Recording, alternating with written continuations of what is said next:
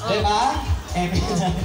Hoy, kanina ako, this is my humor. Mali humor sa inyo ang host tonight. But you know what? Seriously, we had a record-breaking, what na?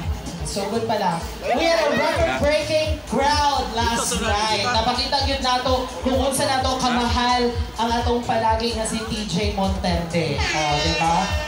And of course, what you may mag-expect ay bisag giulan. Actually, last night was Duma Music Festival Mansa. Nilong sila nga last night ko nung was actually Payong Festival. Matao mo ano? Pagkanaghanad yung payong ng gawas gabi. Diba?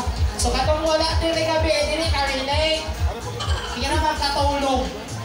Na inagmuulan o kagwapa, di ka matansikan. Ulan kung kagwapo din sa tatakasansikan. Kasi rin ang katulog. Emila.